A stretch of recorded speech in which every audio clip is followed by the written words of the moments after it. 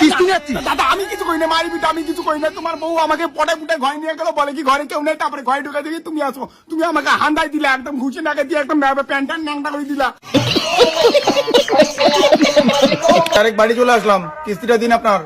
Sir আসুন, ঘরে কেউ নেই, আসো এখানে কিস্তি দেই। আমি ঘরে গিয়ে কেন কিস্তি নেবো? আরে এটা কি? হ্যাঁ কিস্তি দিন, এখানে কিস্তি দিন। স্যার এত রাগ করেন কেন?